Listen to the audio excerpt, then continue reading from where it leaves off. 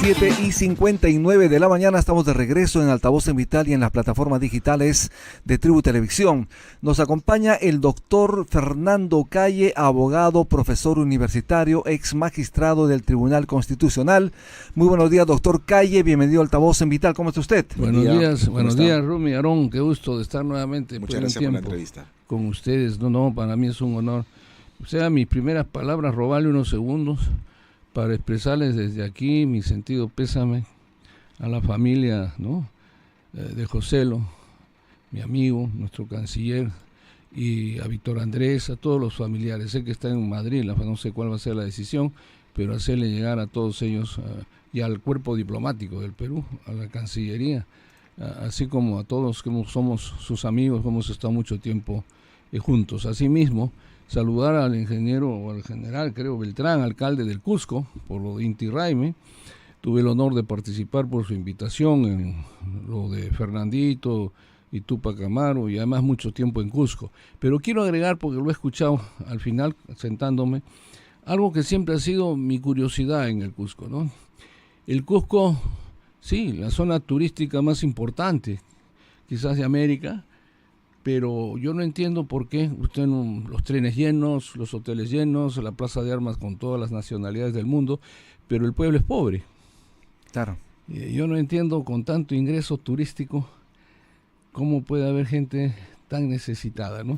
Sobre el tema del embajador peruano José Antonio García Belaúnde, que lamentablemente falleció esta madrugada en Madrid, sí. Tenía 77 años, hizo una gran labor, como sabe perfectamente, sin duda, a favor del país, con este fallo que permitió recuperar una vasta, extensa área marina, ¿no? Marítima para el país. Estamos hablando de la Corte Internacional de Justicia de La Haya. Pero a eso hay que agregarle, fíjese usted, algo que los jóvenes y la ciudadanía quizás se sorprendería, ¿no? El gobierno aprista en sus dos periodos, con todas las críticas que no es motivo del debate, tuvo ministros estables. Joselo, por ejemplo, duró los 5 años como canciller. Democráticamente, durante el periodo. Todo el periodo, ¿no? Y igual en el primero, los ministros han sido muy pocos, ¿no? Siempre, eso es cuando hay un partido y una organización que tiene los cuadros, claro, ¿no? Y ya ni quiero comparar, pues, ¿no? Si usted ve cómo los ministros salen aquí, y ninguno tiene responsabilidad con su ideología, si la tiene, ni con su partido. Todos tienen compromiso, no quiero ser con su bolsillo, bueno, con su bolsillo. Usted lo está diciendo, ¿no? Y se tapan todas las cosas, igual el Parlamento. El Parlamento hasta hace unos años, obviamente, por más que se hable de partidocracia, los partidos establecidos tienen sus estatutos, se conocen. Fíjese, yo siempre decía algo muy interesante, ¿no? Hasta los anteriores gobiernos, aunque fueran de otros partidos. Usted llega al gabinete o llega al Congreso, se encuentra con gente con la que ha sido adversario, pero en la que han estado juntos en política, en la historia del Perú, años, ¿no? O sea, tú sabes quién es, cómo es, cuál es su trayectoria, etcétera. Y yo he visto ahora casos en que ministros recién se conocen cuando después de juramentar, ¿no? Caramba, mucho gusto, ¿no? Y así en el Congreso, en sus bancadas. Entonces, eso nos demuestra que hay que analizar. La gran culpa la pueden tener, como en los sindicatos, sus dirigentes, en eso no niego, pero nos hace pensar la importancia. Por eso yo planteé, ya hay un libro mío, de la necesidad de reducir el periodo parlamentario, y con reelección de por vida, si quieren, pero a 2 años, 2 años y medio. ¿Renovación por cuartos? No, porque los tercios son en parlamentos, como dice Carl Lowenstein, de 560 miembros, ¿no? Uh-huh. Nuestro Congreso es pequeño, pero tiene curiosidades, ¿no? Yo le quiero decir, por ejemplo, que tuve el honor de participar en defensa de los trabajadores del golpe que se convirtió en dictadura del presidente Fujimori. Tuvo 2 periodos, una dictadura y una autocracia. Y en el caso de la dictadura, lo que quiero recordarle, sobre todo a la juventud, es que eran 240 parlamentarios, 240, claro. 180 diputados, 60 senadores. Y habían, recuerdo los de 800 a 900 trabajadores. Claro. Hoy día hay 130 parlamentarios. Exacto. Y creo que están bordeando los 5,000, ¿no? Ahí nomás saque usted su conclusión. Y no solo toda la grasa. Ayer precisamente Mónica Yaya, que es abogada, sí, la conozco, Mónica, que 1.412 millones de soles es el presupuesto del actual Congreso, y en el año 2006 era solamente de 309 millones de soles. Así es. Fíjese usted, si va a hacer recuerdos, yo quiero mirar para adelante, ¿no? Pero sí sirven los recuerdos para no estar pisando los mismos huecos, pues, ¿no? Si nosotros recordamos, por eso es interesante, hablo de los jóvenes. En la Constituyente del 78, cuando entró Víctor Raúl a presidirla, el sueldo, la remuneración de los parlamentarios eran lo que se había dejado antes del golpe de Estado militar, $300. Así es. ¿Ya? Y no se movió. Y le comento que el primer gobierno del presidente Belaúnde, o sea, la primera directiva de la Cámara de Diputados, que era su hermano, Francisco, en homenaje, y lo dijo incluso, ¿no? Porque Felipe González llegó y hizo un homenaje de la torre, él dijo que no se iba a subir. Claro, casi lo linchan los populistas, ¿sabes? Pero se mantuvo su periodo igual, $300. $300. O sea, cuando entra Percovis, creo, Ajá, viene la evolución. Pero una evolución que fue hasta la noche del 5 de abril, que llegaban, creo, a los $900. Víctor Raúl Haya de la Torre además cobraba solo un sol. Sí, es una... Simbólicamente. No, además no se utilizaba. Mira, hay cosas... Por ejemplo, una ceremonia. El jefe era muy original, ¿no? Llamaba a Jorge y le decía, oye, alquílate algunos carros de la Plaza Bolívar, del hotel, para que lleve la comitiva a la ceremonia del Callao, ¿no? Por ejemplo. ¿no? Y no pues el derroche de vehículos y de cosas. Justamente ¿no? Es una austeridad que es heredada y debe ser así. Justamente hago alusión a esa autoridad que usted señala, precisamente a esa decisión de honor también de una autoridad en su momento, Víctor Raúl Haya de la Torre, presidente del Congreso en su momento, de cobrar de la Asamblea Constituyente. Así es. Sin embargo, la presidenta Dina Boluarte, como sabemos, ya se oficializó el día de hoy, salió la norma legal, página 16, normas legales, aumento de sueldo a la presidenta Dina Boluarte, 35.568 soles mensuales. Bueno, fíjese, Rumi y Aarón, yo no voy a discutir el monto, porque puede ser poco, no lo sé, ¿no? Pero sí voy a señalar que se están violando muchas cosas y que podría haber una tentación incluso de responsabilidad del ministro de Economía. ¿Por ejemplo? A ver. Sí, le voy a decir por qué, ¿no?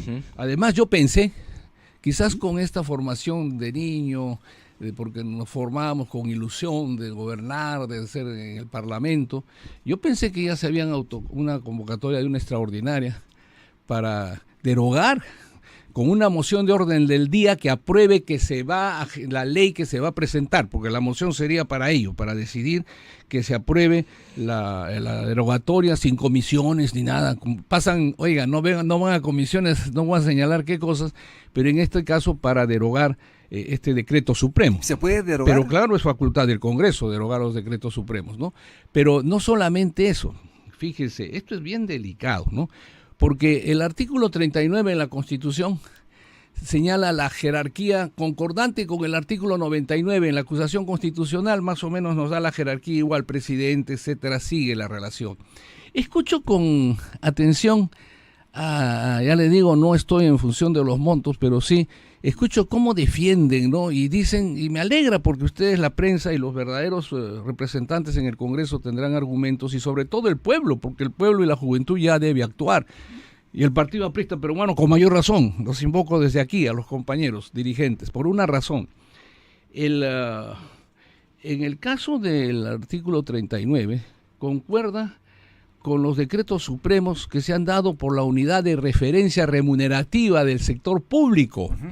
¿Ya? Y es curioso, fíjese usted, en agosto, porque cada año anterior se da el monto referencial para el año siguiente. En agosto, el 8 de agosto precisamente, el decreto supremo 087 del 2024, y cuyo preludio es muy interesante, porque hablan de la necesidad de que se regule desde presidente hasta abajo, ¿no? Y lo firma la presidenta, el ministro de Economía, nuestro buen amigo Arista. En su momento. Sí, pues el año pasado, y el presidente del Consejo de Ministros, que creo que premiado no sé dónde está, ¿no? Pero por algún lado está, y firman este decreto supremo en el que fijan la unidad de referencia remunerativa para los altos funcionarios y para que se vea esto, se tenga en consideración, ¿no es cierto? Entonces, habría que preguntarnos, el ministro de Economía, ¿dónde el Parlamento ya lo ha censurado? Porque yo digo una cosa, ¿Han derogado ese decreto? No está derogado. En eso quería incidir, señor Calle. Entonces, el Congreso puede derogar ese decreto que aumenta a 35.000 soles Por supuesto, el ingreso de la mandataria. En el acto, no solo derogar. Aquí tiene que dar cuenta el ministro de Economía. Un congresista presenta un proyecto para ello. No, yo creo que esto podría pasar así. Me pueden corregir porque uno tiene... Claro. La experiencia de ver, Víctor Raúl decía, no vayas al Congreso porque da nostalgia, ¿no? Entonces, pero yo digo, quizás ellos o han modificado los reglamentos, ¿no? Esto puede ser, si es que hay una extraordinaria, porque si no, yo he escuchado esperar al 28 de julio, ir a comisiones y qué sé yo. No, señor. Esta es una emergencia de atentado contra la dignidad de los peruanos. Repito, no por el monto, puede ser mucho más. Claro. Sino que definitivamente, aparte de estar violándose situaciones, se está haciendo meses antes de finalizar un gobierno, ¿no? Que escandalosamente significa que en el hipotético caso de que la presidenta termine bien y así termine mal, tengo una pensión de ese monto, de por vida, ¿no? Y además se da en julio cuando tiene que haber la gratificación, es decir, va a cobrar doble. Imagínese usted, y se requiere la aprobación en el Pleno, estoy revisando, de mayoría simple, es decir, sí, 66 votos. 66 por eso votos. le digo, yo lo que diría sería, no es difícil, ¿no? Moción de orden del día, moción de orden del día, se apruebe la necesidad de que de inmediato, sin comisiones, pase la ley que deroga el decreto supremo que se ha dado. Que declara el aumento de la remuneración. Sí, claro, y que vuelva a todas formas. Ahora, yo agregaría, porque esto nos sirve a pensar algo muy interesante. Usted ha hablado de ahí en la torre, y yo voy a hablar del Partido del Pueblo, porque los compañeros, cuando los invito a que salgamos, den la directiva que quieran, porque no solamente es esto, sino la degradación moral de la República. Es una degradación contra la que nació el Partido del Pueblo, contra la que murieron en las prisiones y en el destierro, y estudiantes no pudieron terminar ni su profesión en mi época, porque estaban perseguidos o la situación económica. Pero ¿qué quiero decirle? El 2006 se aplicó este decreto, un decreto supremo similar, en concordancia con el artículo 39 y en concordancia con la ley que hace referencia, ahora no lo tengo aquí, pero el decreto supremo sí, de la presidenta anterior del 2024, en la que, en respeto de que nadie gane más que el presidente por su jerarquía, que podemos debatirlo en cuanto a cargos técnicos, en fin, pero en ese momento quiero que se sepa que el decreto supremo se puso en vigencia al día siguiente. Y nadie, absolutamente nadie, porque no fue para el presidente, como ahora hablan que le derogan a la presidenta. No. Fue para todos. Le digo yo que estaba en funciones. Y anecdótico sería hasta la broma, porque yo tengo algo que ver en ello, con la cuestión de amistad. Pero le dije, oye, yo era para los cargos políticos. Uh-huh. No para todos, porque a mí también, a toditos, ¡rum! A 15.600, ¿no? Supremos, todo. Y así 15.600 soles que era el bueno, tope. 15.559, un sol menos, una cosa así, porque el presidente tenía que tener el mayor sueldo. Hubo la crítica, la avalancha de los titulares, de los medios, de se van a ir los técnicos del Perú, nadie va a querer trabajar para el Estado, uh-huh. Pero esto duró los 5 años del gobierno aprista. Exacto. No fue una flor de inmediato, pues no. Fue flor de un día. Los 5 años duró y nadie ha tocado eso. Todos los presidentes subsiguientes, quizás ni los congresistas, creo, no, hasta ahora se ha tocado esa limitación por una razón, yo le digo importante, porque son cargos políticos. Y cuando tú llegas por elección popular, llegas por amor al país, llegas con gratitud servicio a dar. Así es. Público. Y de acuerdo a la circunstancia de la República, del malestar de los peruanos, uno tiene que dar gestos, ¿no? Que implique una identidad, el sacrificio con ello, ¿no? Doctor Fernando Calle, sobre el tema vamos a seguir hablando luego de la pausa. Estamos en Altavoz en Vital y en las redes sociales de Tribu Televisión. Ya regresamos.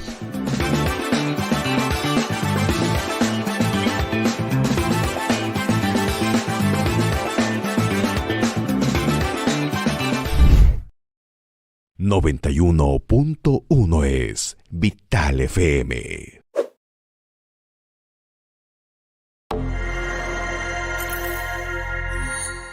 Wow, mira esto, McKay.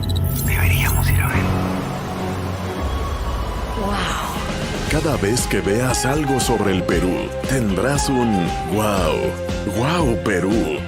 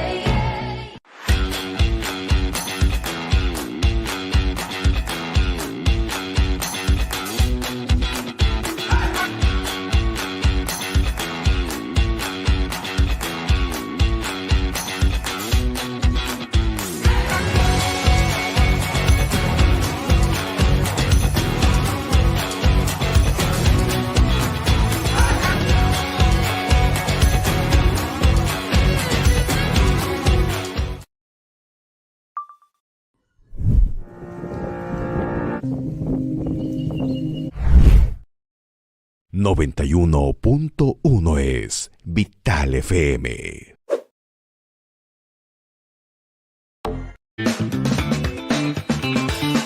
Ocho con 16 de la mañana, estamos de regreso en Altavoz, también estamos en Tribu Televisión, en las plataformas digitales, y también te invitamos a suscribirte a nuestro canal en YouTube como Altavoz Noticias. Estamos conversando con Fernando Calle, abogado, ex magistrado del Tribunal Constitucional. Doctor Fernando Calle, ¿cree usted que esta decisión de subirle el sueldo a la presidenta Dina Boluarte en un momento complicado para el país está generando efectivamente la indignación popular, la indignación en las calles, la indignación en las madres de familia, en los jóvenes? Yo decía con buen humor y sentimiento, y ya la dirigencia del pueblo debería haber dispuesto y deberíamos estar en las calles con las banderas de la moralización y que esto no puede, más aún cuando el gobierno aprista mantuvo en 15.600 el sueldo para todos los funcionarios los 5 años. No fue un gesto populista que entro a gobernar y un mesecito, no señor. Fue una posición de identidad con el dolor peruano, porque son decisiones políticas que tienen que respetarse las normas. Le repito, se ha pasado por encima el artículo 39, supongo que eso al ministro de Economía lo van a censurar por ello. Uno, ¿pasado en qué sentido? Porque ellos dicen que la jerarquía de los cargos nadie puede estar por encima del presidente. ¿Qué tenemos que ver en un decreto, por Dios, de que el presidente de Estados Unidos gana tanto, el presidente de Argentina, y tenemos la obligación entonces de subir el sueldo del primer mandatario? Eso no justifica absolutamente nada. Oiga, lo que habría que agregar, y el Congreso debe pedirle que pidan igual información de estos presidentes que han servido para la resolución del ministro de Economía, cuál es el grado de corrupción en los gobiernos de estos señores, para también ver si tenemos una equiparidad en cómo se persigue, ¿no? Entonces, no tienen... Mire, es hasta vergonzoso, perdone usted, la dignidad de los peruanos. Nosotros sabremos, de repente podemos ganar 100 veces más, menos, tenemos una identidad, un pueblo que está sufriendo, no tiene trabajo, no tiene hambre, por más que los ingresos por la minería ilegal, ¿no? Y por más que los ingresos de la exportación de agricultura están ingresando en gran cantidad gracias a las circunstancias que vive el mundo, y nosotros somos productores de materias primas, pero nadie está controlando el grado de corrupción que hay en esta situación. Ya nadie quiere controlar porque diario aparece un acto de corrupción. Y la Fiscalía, bueno, con los problemas que hay, no hay una situación muy clara. Por eso yo quisiera agregarle eso con el apoyo de ustedes y del pueblo. Esta es una circunstancia que obligaría a que exijamos entonces que se respete la jerarquía. Y esta pasa porque parlamentarios, ministros, bajen el sueldo más bien a un sol menos que la presidenta de los 15.600. Eso sería lo correcto para hacer homenaje a lo que están discutiendo tanto, ¿no? La jerarquía presidencial, sin perjuicio de los técnicos, que en el caso del gobierno aprista quizás se nos fue la mano, pero podría ser, pero son excepciones, ¿no? Que se puede autorizar. Sí, además, el Servir ha dicho que lo han puesto en la resolución y no tiene nada que ver. Que no tiene que ver, otra cosa grave, ¿no? O sea, a mí me pones en tu resolución y... Yo no tengo nada que ver. Es una cosa muy grave. Hablando de corrupción, de casos de corrupción, hemos visto de reciente presunto asesinato, aunque es un asesinato a todas luces, de José Miguel Castro, colaborador en el caso de Susana Villarán.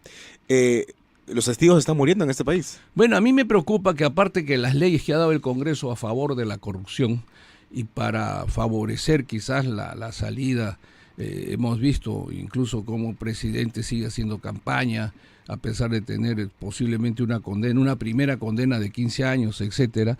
En realidad me preocupa, van a ver seguramente, o sea, el mensaje es todo testigo fuerte, aquí lo van a matar, pero hay una cosita, este es un aviso también para los que están comprometidos a declarar. Esto, no sé, a mí me encantaba, como a todos de jóvenes, las películas de Capone, Dillinger y todo, y ahí se ve, no tenemos mucho que alejarnos, ¿no? Porque testigo que había para Capone amanecía muerto, ¿no? Juez que lo iba a juzgar cambiaba de opinión o también amanecía muerto o destituido, ¿no? Así se manejó hasta que el pueblo americano se rebeló ante esto y bueno, ha seguido su camino. Pero en nosotros la situación, más teniendo a puertas procesos que deberían tener, y ahí yo quiero hacer un agregado si ustedes me permiten. Yo vengo reclamando humildemente, no entiendo por qué tenemos que tener 7 años, 8 años casos de corrupción.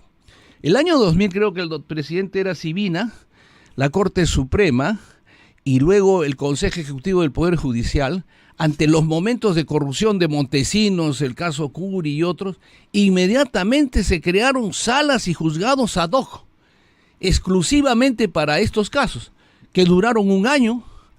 Ahí se encerró a varios almirantes, generales, qué sé yo, y también funcionarios, entre ellos Montesinos. Pero acá se sesiona una vez por semana, ¿no? Bueno, pero entonces aquí hay algo, pues, ¿no? Claro, ustedes me dirán, el Poder Judicial dirá, nosotros... Carga procesal le van a decir. No solamente eso, esto es una decisión política, quizás, pero por el bien de la justicia podría ser de la sala plena y el Consejo Ejecutivo del Poder Judicial, que yo no sé por qué se sostiene, eso es lo dejó la dictadura, ¿no? Entonces debería ser como era siempre la sala plena, ¿no? El máximo poder.